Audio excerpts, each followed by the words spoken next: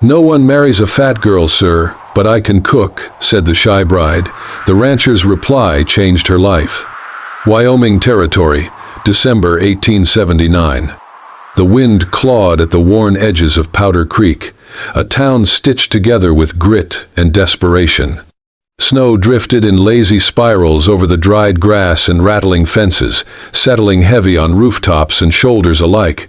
This was the kind of winter that turned breath to frost and men to ghosts. Horses breathed steam. Guns were tucked under coats like promises waiting to be kept. And in a small cabin on the edge of town, where the land sloped down toward the frozen creek, a woman stood alone at a wood-burning stove. Edith Mayburn, age 27, stirred a pot of rabbit stew with calloused hands.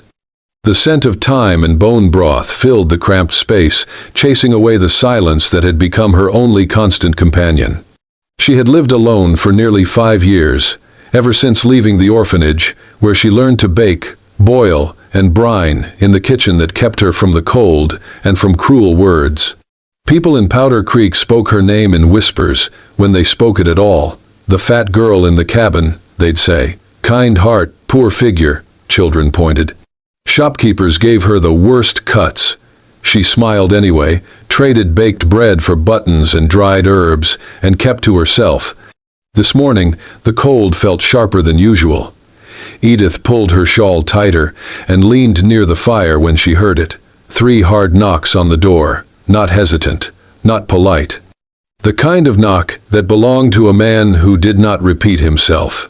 She hesitated, wiped her hands, opened the door. Standing there was a man wrapped in a thick wool coat, snow clinging to his boots and the brim of his hat. His face was shadowed, but his eyes were sharp, taking in the small cabin, the warmth behind her, and Edith herself. He removed his hat slowly, revealing dark hair flecked with silver at the temples. "Are you Edith Mayburn?" he asked, voice low, edged with weariness.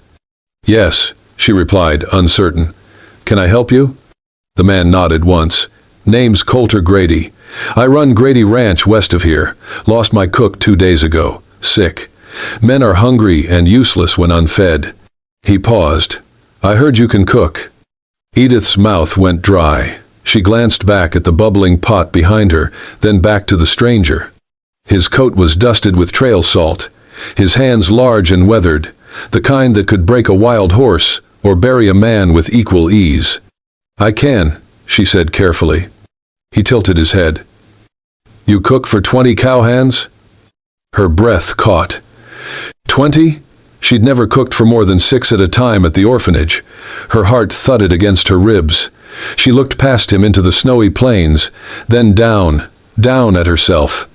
In the bent reflection of the tin ladle hanging by the door, she saw what others saw: round cheeks, full arms, wide hips, a body shaped more by flour sacks and heavy pots than corsets or courting.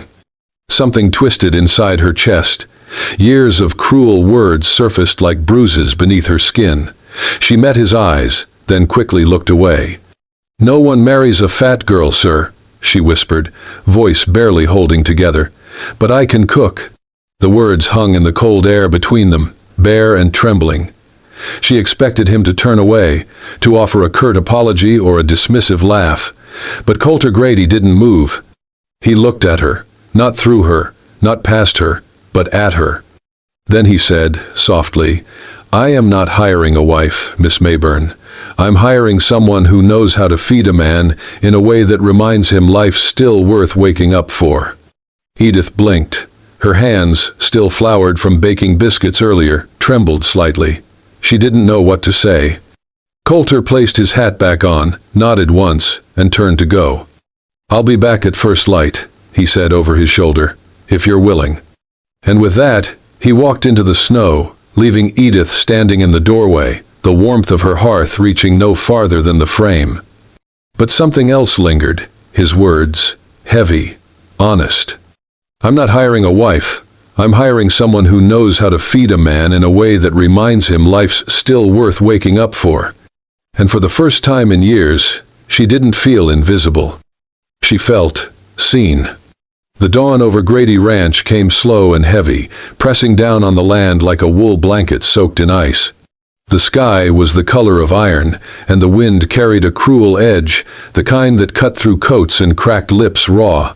Snow had fallen in the night, thin and bitter, leaving a dusting across the rooftops and fences. Smoke curled upward from the bunkhouse chimneys, curling like question marks into the gray sky. Edith Mayburn sat in the back of the wagon, hands folded in her lap, heart thudding like a war drum. The driver, a young ranch hand named Will, hadn't spoken much on the ride. He'd merely helped load her trunk, glanced sideways once, and muttered, "Hope you ain't too soft for Grady Ranch." When the wagon rolled to a stop, Edith stepped down into a world that didn't seem to want her. The ranch sprawled wide, 3 barns, a corral thick with cattle, a low-slung bunkhouse, and the main house standing stern at the edge of the horizon like it owned the land and everything breathing on it. Everything here had been built by strong hands and hard years. And now all those strong hands were watching her. The cowhands stood in loose clusters, arms folded, leaning against fence posts or swinging tools to a stop just to stare. Their faces were hard with winter, skin burned by wind and weather. They didn't hide their reactions. "Well, hell," one man chuckled, nudging his friend. "She's gonna eat more than she cooks." Another laughed loud. "Hope we ain't paying by the pound."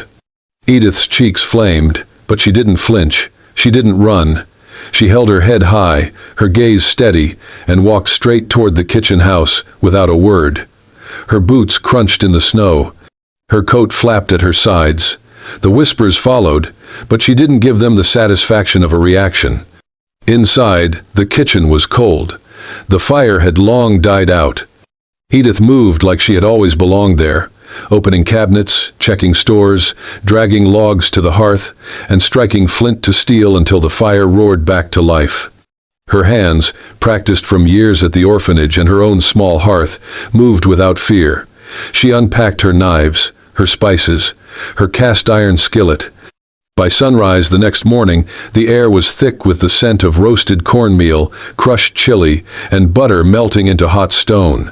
She'd risen before the sun and set her plan in motion. Cornbread. But not just any.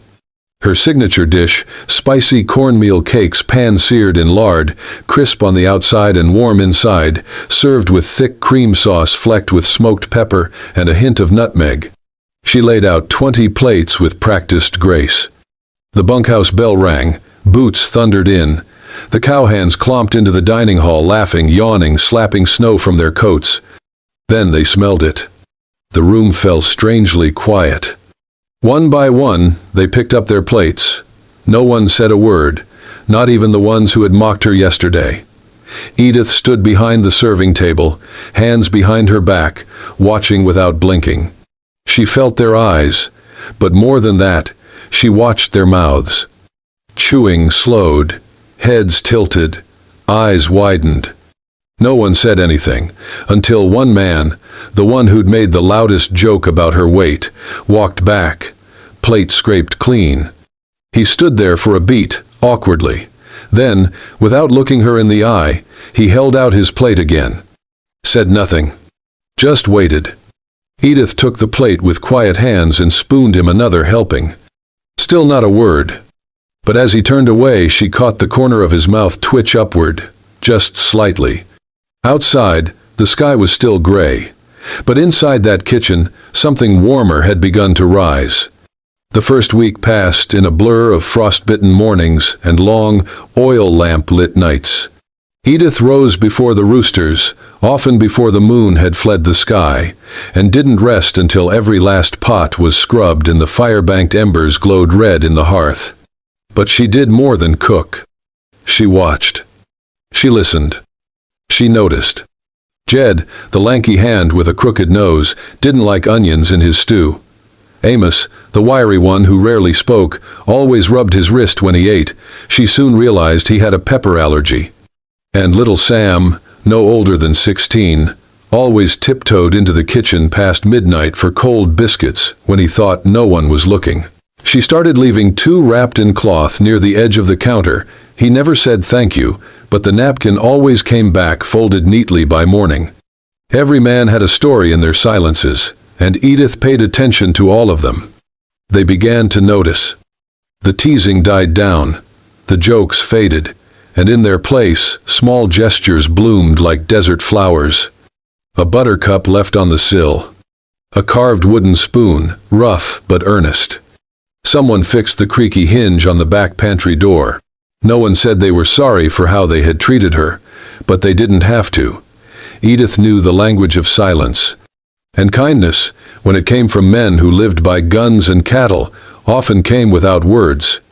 Coulter Grady, for his part, said little. He ate every meal with the hands, always last in line. But every time dinner ended, and the others went off to the barn or bunkhouse, Coulter remained. He rolled up his sleeves, stepped into the scullery, and washed the dishes. Edith tried to stop him once. "You're the boss," she'd said quietly. "You don't have to." "I know what I do," he interrupted, voice low, not unkind. "You fed 'em. I'll clean after 'em." And that was that. They didn't talk much, but she began to know the rhythm of his presence, quiet, steady, unyielding. When he passed her a towel or stacked the pans with care, she felt the strange ache of something she couldn't name, taking root between them. Then came the storm.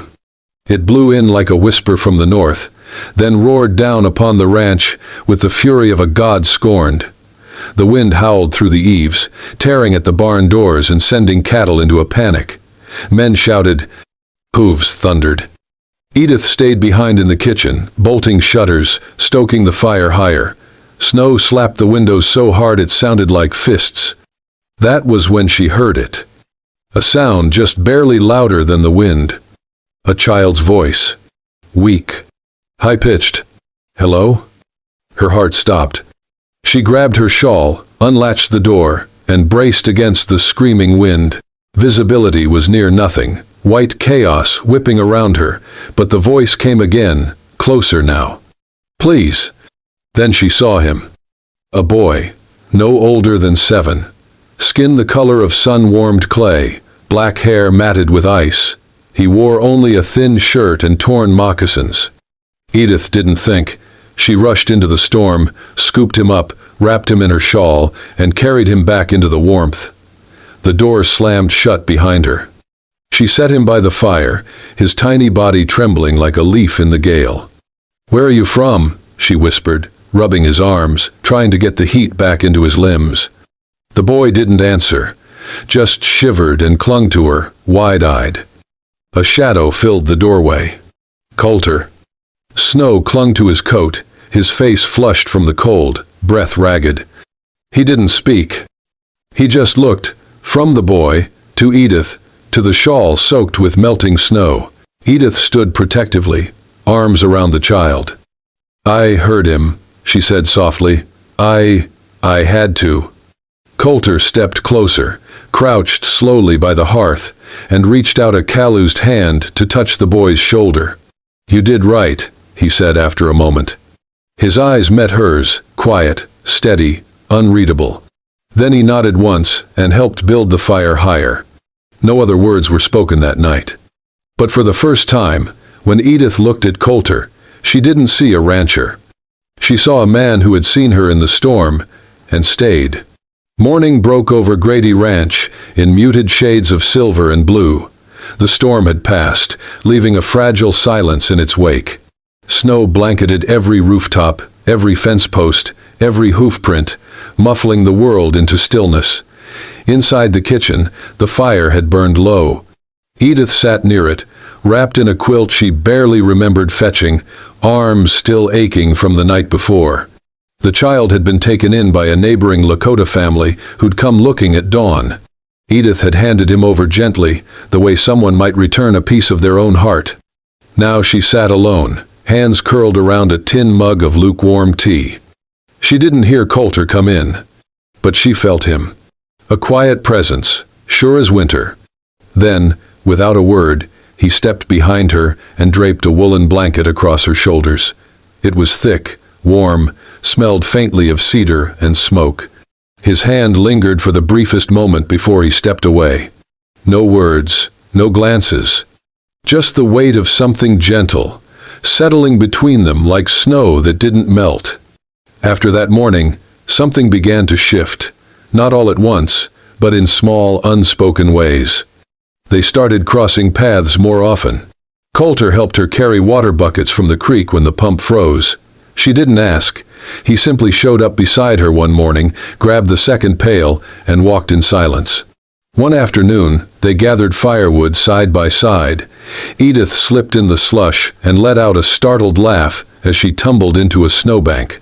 When she looked up, Coulter was smiling, not a full grin, but the ghost of one, real and rough and fleeting. Later that week, a barn cat leapt into an open sack of flour, sending white powder everywhere. Edith gasped. Coulter blinked. Then, he chuckled. Low and warm. They laughed until tears burned their eyes. For once, it didn't matter that her cheeks were red, or that her apron no longer looked tidy. She laughed like a woman who hadn't been laughed with in years. But for Edith, the change was more than shared chores or soft glances. It was the way her hands trembled when he passed her the bread knife, the way her chest tightened when he looked at her and didn't look away, the way she caught herself hoping he'd stay just a moment longer each time he entered the room. She'd never had that before. Not from any man. Not from anyone. She'd always been the cook, the helper, the quiet one in the corner, never the woman someone saw. Until now. And that terrified her. That night, snow still clung to the edges of the roof as the moon rose in a wide, pale sky. Edith went out to the storage shed to fetch dried herbs. The cold bit through her shawl, and she fumbled with the latch. Edith!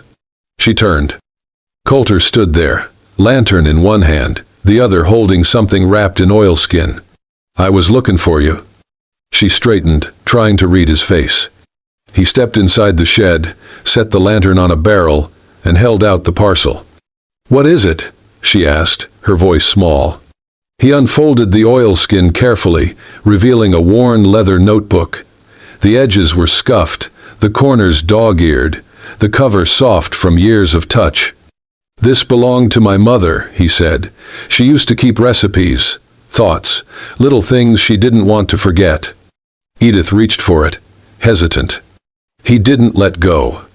She told me once, Coulter said, voice low, that love doesn't come from the eyes. It comes from whatever still lives after the meal is gone. Edith swallowed hard. The warmth in the shed seemed to rise, though the air was frigid.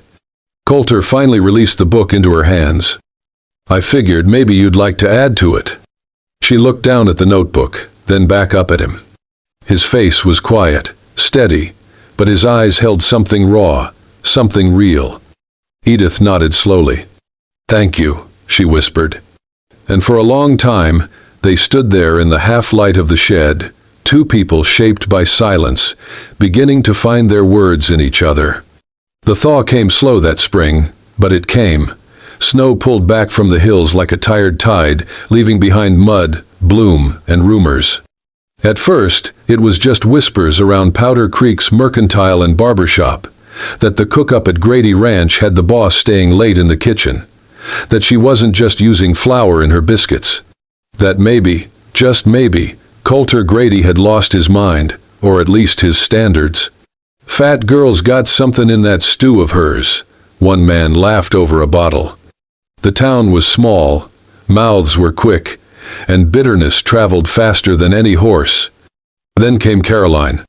She arrived in a fine carriage, boots too clean for the dirt roads, eyes too sharp for any real warmth. Her dark hair was pinned high and tight, her lips painted with something unnatural. The townsfolk remembered her well, Caroline Ash Grady, the belle who left town with a banker after Coulter lost his first cattle drive to drought. And now, she was back. Edith saw her for the first time on a Sunday afternoon, standing on the church steps in a green velvet dress that didn't belong to this land. Caroline's gaze scanned the faces exiting the chapel until it landed on Edith. She smiled. Not kindly. Not at all. The next day, Caroline rode up to Grady Ranch without warning. She stepped out like she owned the soil, waving at the hands who paused mid-task to stare. Coulter met her on the porch, arms crossed. Whatever they said, it was quiet, tense. Then Caroline marched toward the kitchen. Edith had just pulled a pie from the oven. Their eyes met. Caroline looked her over once, slowly, like a seamstress measuring a sack. "So, this is who you settled for," she said, voice loud enough for the stable hands to hear. "I suppose, when a man's pride breaks, he reaches for comfort food." Edith said nothing. Her hands gripped the counter behind her. Her heart was a hammer in her chest. "You know what they call you in town?" Caroline's smile widened. "The hog with the hearth, a pig in an apron." As I. Laughter floated in from outside. Edith didn't know if it was for her. It didn't matter. She turned away. Ran out the back door. She didn't stop until she reached the edge of the woods, where the snow still lingered in patches. She collapsed beside a stump, trembling.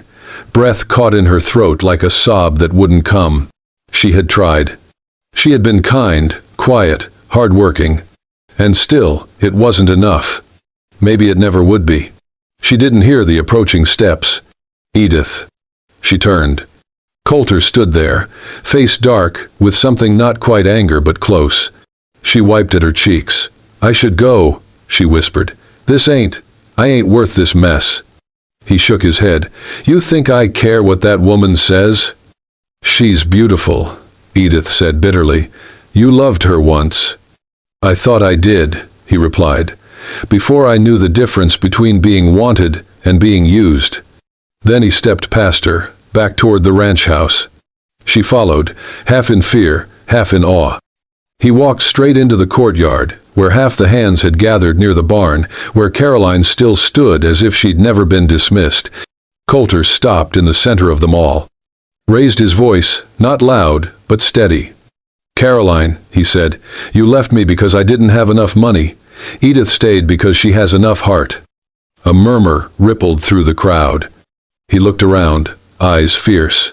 "Any man here who mocks the woman who's fed him for months can come find a new place to work." Silence. Even Caroline froze. Coulter turned back to Edith. And in front of everyone, every smirking hand, every wide-eyed onlooker, he took off his hat, stepped close, and said, "You want to go, Edith. I won't stop you. But if you stay knowing I choose you. Not out of pity, not because of what you cook, but because you're the only person who's ever looked at me and seen the man I could be." Her breath caught. The tears returned, but not from shame. And behind them, the ranch was still. The rains came late that spring, and with them, something far worse. It started with one of the younger hands, a wiry boy from a neighboring ranch. He collapsed after breakfast, shaking and feverish. Then 2 more fell ill by sundown. By morning, half the bunkhouse was moaning in their cots, sweat-soaked and pale. The doctor from Powder Creek came once, left twice as quick. "Bad meat," he said. "Probably came in with the last supply wagon from Dunlow Ridge. It's spreading fast. Keep them hydrated. Pray they hold on." Prayers were scarce out on the frontier. What the ranch had was Edith. She rolled up her sleeves, tied a rag over her mouth, and lit every burner in the kitchen. 3 nights. No sleep. No stopping. She boiled oats into thin porridge, mixed powdered charcoal into tonic water. Took advice from the Lakota woman who lived upriver. Boil willow bark, use yarrow, make tea from sage and birch. Edith scribbled down recipes with shaking hands, her apron stained with broth and fever sweat. Coulter helped where he could, carrying buckets, cleaning bedpans, holding heads as the sick heaved. But the kitchen, the heart of it all, that was Edith's. She didn't leave it. Not even once. Until her knees gave out. It was the 4th night. She was ladling soup when her vision blurred.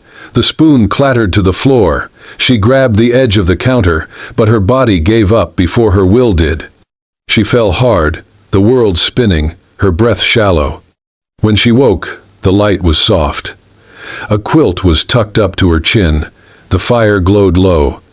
And Coulter was there, sitting beside her on the floor, back to the hearth, elbows on his knees. He looked tired.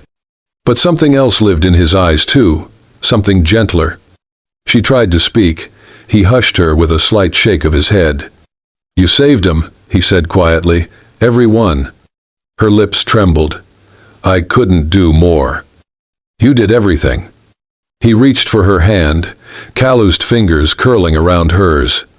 "I watched you wear yourself thin for men who used to laugh at you, for a ranch that wasn't ever kind, for a man who took too damn long to say thank you."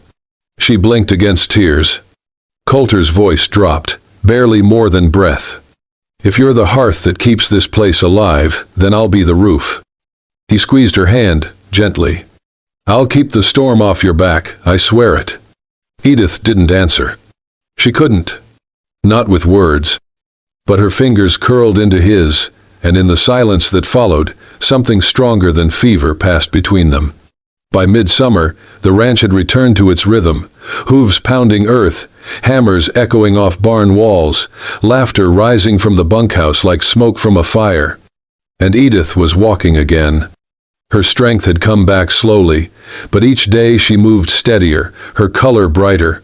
The hands stopped her in passing, with shy nods and awkward praise. A few even brought gifts, wild plums, a polished button, a carved spoon shaped like a heart. But it was the apron that left her speechless. One morning, after breakfast had been served and dishes cleared, she found it folded neatly on her work table. A deep green apron with soft linen ties, and stitched across the front, in careful thread, "The Keeper of Home's Taste." Beneath it, every hand had signed their name, even little Sam's, in crooked scrawl. She pressed it to her chest, and for the first time in her life, felt not just seen, but wanted. That evening, just before sundown, Coulter found her behind the barn feeding the chickens. "Come with me," he said. She followed him up the ridge that rose behind the ranch, the same one where the winter storms once rolled in like ghosts. Now, it bathed in orange and gold, tall grass whispering against their legs. At the top, the world opened wide. The ranch below glowed in the setting sun, fields stretching out like patchwork, smoke curling from chimneys, cattle grazing lazily in the distance. Edith breathed it in, eyes damp. "I come here when I forget why I started all this," Coulter said quietly beside her. "But I never forget now." She turned to him. His hat was in his hands, his face more open than she'd ever seen it. "I don't want a proper wife, Edith," he said. "Not the kind folks write poems about, not someone who fits some Sunday dress size. I want someone who gives like you, who wakes up thinking about other people's hunger and ends the day full of purpose. I want you." She froze. Her voice cracked.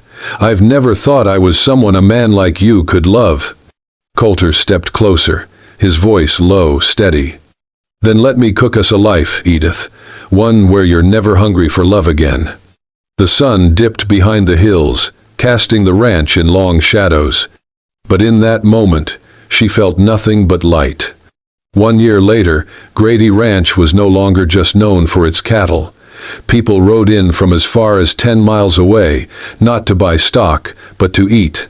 Tucked beside the main barn, under a newly built awning with wildflowers climbing up its beams, stood a small, timber-walled eatery with a hand-painted sign above the door.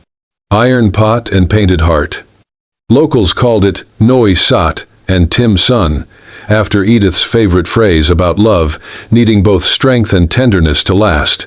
The name stuck. Inside, long wooden tables lined the walls, candles melted into glass jars, and the air always smelled of baked cornbread, spiced stew, and something sweeter, something like comfort. Edith ran the kitchen with the same quiet grace she always had, but now, she smiled more. Her apron bore the same embroidered words from that gift a year ago. "The Keeper of Home's Taste." And when someone called out, "Ma'am," they didn't mean it out of formality. They meant it with respect. "Mistress," the ranch hand said now, grinning, proud. The men who once laughed behind her back now lined up politely for a second helping of her hickory chicken. Some even brought their wives, who whispered thanks after tasting the pecan pie. "And Coulter?" Every night, after the last dish was served and the final lantern trimmed low, he would roll up his sleeves and head for the dish basin. No one questioned it, not even Edith. He still washed every plate by hand, quiet as ever. And sometimes, when no one was looking, he'd reach into his coat pocket, pull out a sprig of prairie clover or wild mint, and tuck it gently behind Edith's ear as she scrubbed a counter or stirred the last pot. She never stopped blushing. One evening, after closing,